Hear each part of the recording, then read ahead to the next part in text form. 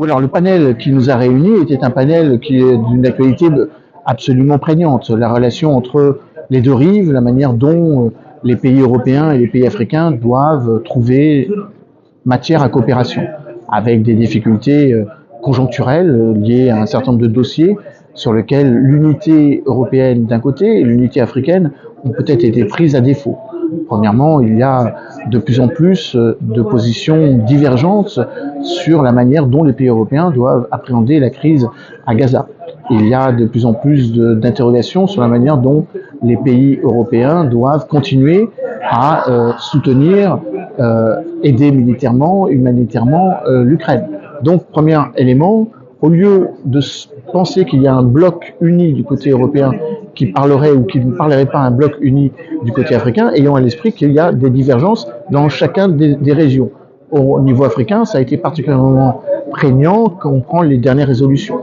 Les deux résolutions condamnant l'invasion ukrainienne, l'invasion de l'Ukraine par la Russie maintenant depuis déjà 21 mois, où un certain nombre de pays européens n'ont pas été tous au diapason sur les 120 pays africains, 120 pays qui ont dénoncé l'agression russe. Un certain nombre de pays africains ne sont pas soutenus, soit en ne participant pas au vote. Sur les 12 pays qui n'ont pas participé au vote, 8 étaient africains, ou sur les 35 abstentions mondiales, il y avait 18 pays africains qui se sont abstenus. Donc, des différences de point de vue entre pays africains et, évidemment, entre pays africains et pays européens. Ce qui est vrai sur l'Ukraine est également vrai sur ce qui se passe à Gaza, où un certain nombre de pays ont soutenu la nécessité d'avoir un cessez-le-feu humanitaire ou d'avoir une trêve humanitaire. D'autres ont soutenu la position américaine, notamment défendue par les États-Unis, pour donner le sentiment qu'il faille soutenir la position israélienne de son droit à se défendre. Donc l'idée de ce panel consistait à dire que nous devons avoir à l'esprit que l'unité africaine existe sur le papier, mais qu'elle n'est pas totalement corroborée par des réalités, encore une fois liées à la question que j'ai évoquée, les deux agendas que j'ai évoqués. Dans une autre perspective, la coopération entre l'Europe et le continent africain nous amène obligatoirement à penser que le développement du continent européen s'appuiera davantage sur l'intérêt qui est celui des pays européens vis-à-vis du continent africain que l'inverse. Dit autrement, le continent africain a peut-être le choix de se tourner vers l'Europe ou pas, et qu'elle a dans son voisinage d'autres partenaires qui sont prêts à se substituer en termes d'aide au développement, en termes d'accompagnement économique ou tout simplement en termes de partenariat militaire et stratégique. Un certain nombre de pays asiatiques, un certain nombre de pays voisins, pays du Golfe, et évidemment les pays qui sont des acteurs exogènes de longue échéance, que ce soit la Chine, que ce soit l'Inde, et des pays qui redécouvrent par le biais d'un agenda sud-sud de plus en plus marqué. Le discours du roi le 6 novembre dernier, le roi du Maroc, Mohamed VI, a évoqué la nécessité de penser la coopération sud-sud dans une dimension de la façade atlantique, de l'espace stratégique que constitue la façade atlantique, et donc de facto de regarder de l'autre côté de l'Atlantique. Et si on regarde bien un planisphère, l'autre côté de l'Atlantique, c'est pas les États-Unis. L'autre côté de l'Atlantique, c'est l'Amérique latine. L'autre côté de l'Atlantique, c'est le Brésil, avec des coopérations qui se font, encore une fois, sud à sud, d'équilibre entre pays émergents qui ont le même agenda, donc une sorte de horizontalité stratégique, là où jusqu'à présent, le continent africain a été expliqué dans une logique de subordination verticale. Les choses changent, les polarités changent, les organisations qui portent la coopération régionale sont en train de changer, les BRICS sont en train de s'africaniser, 2 nouveaux membres avec l'Égypte et l'Éthiopie, peut-être demain d'autres membres qui vont demander ou qui ont demandé à en faire partie. L'Algérie a été fort marrie de ne pas avoir été acceptée, mais d'autres pays africains, que je pense notamment au Sénégal ou au Nigeria, souhaitent intégrer cette organisation. excusez-moi, dans cette dynamique, le roi a parlé d'une alliance avec 24 pays dans la façade atlantique. Est-ce que là, ça n'apporte pas encore une autre dimension d'une politique régionale marocaine? Ou bien, en fait, qu'est-ce que ça vous inspire en fait de cette coalition?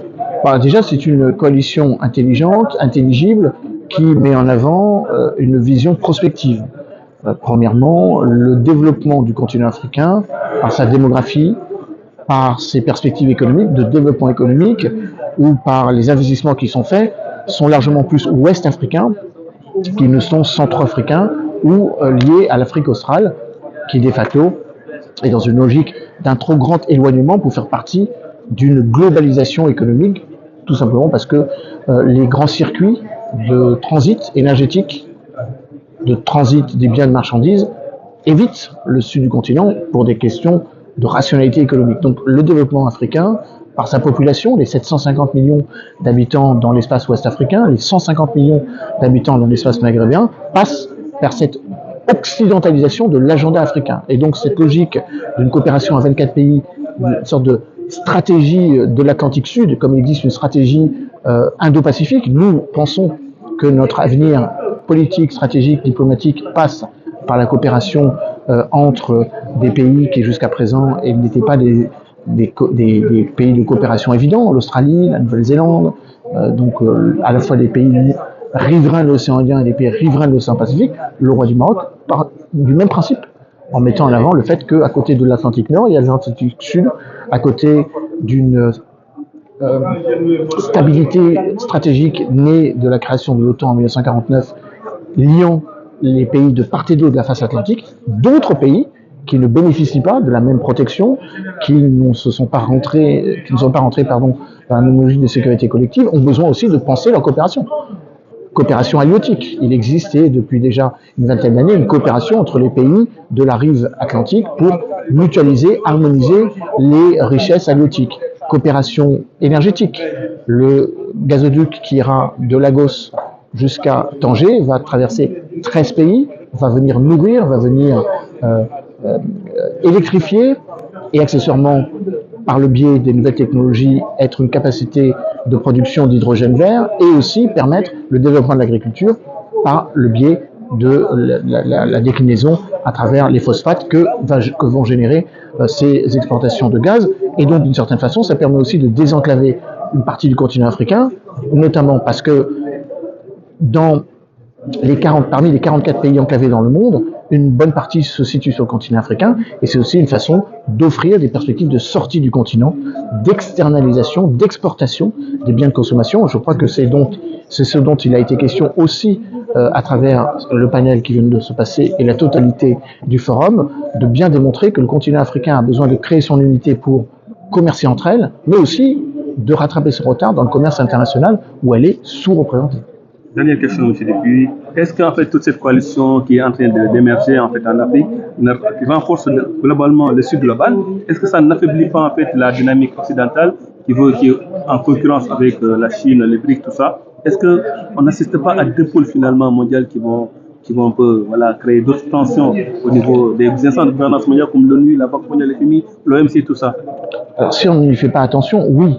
Mais en même temps, quand on regarde la réalité, c'est qu'un certain nombre de pays du Sud global veulent quand même faire partie des organisations du Nord global, ou du Nord passé, le Sud émergent par rapport au Nord passé. Le Maroc a tout fait, et je crois avec raison, pour intégrer l'OCDE. Un certain nombre de pays souhaitent accéder à cette organisation, tout comme un certain nombre de pays veulent quand même penser que la régulation du commerce international passe par l'Organisation mondiale du commerce. Donc, il y a encore de beaux restes dans les organisations multilatérales, des organisations intergouvernementales qui existent. Je complète mon propos. Le Sud global regroupe pour l'instant des pays du Sud, mais il est tout à fait possible qu'il y ait une évolution où les pays occidentaux veulent aussi trouver les moyens de garder un contact avec les pays du Sud global. On le voit avec un certain nombre de demandes. Prenons l'exemple d'Emmanuel Macron qui a demandé à participer à la réunion de Johannesburg pour ne pas être en porte-à-faux avec un mouvement qui va évidemment dépasser la manière dont les pays du Nord sont en train d'être marginalisés. Depuis juin dernier, les 9 pays de l'Organisation de coopération de Shanghai, donc aussi l'émergence d'une altérité stratégique, sont désormais plus riches que les 7 pays, entre guillemets, historiquement en développement ou historiquement dynamiques depuis la création du G5 en 1975. Donc, d'une phrase qui résume mon propos, les pays du Nord ont besoin de garder un lien avec les pays du Sud, et les pays du Sud ont besoin de montrer qu'ils ne sont pas en coordination contre d'autres foyers du monde, mais besoin de montrer qu'ils sont une troisième voie, une alternative. On peut mettre ça en exergue en mettant en avant la notion du troisième voisin. Ni Moscou, ni Pékin. Ni Pékin, ni Moscou, ni Washington, ni Moscou. En gros, les 54 pays africains qui appartiennent depuis 1961 à l'organisation du mouvement des non-alignés sont dans la juste perception de cette équidistance stratégique, et des pays qui ont accompagné le non-alignement ou la tiers-mondisation, dans son acception la plus positive, ont bien compris qu'il fallait que le continent africain soit aidé dans sa volonté d'assumer son leadership politique et sa quête d'autonomie stratégique. L'Europe cherche son autonomie stratégique, nous devrions accompagner l'Afrique qui a besoin aussi d'avoir son autonomie stratégique.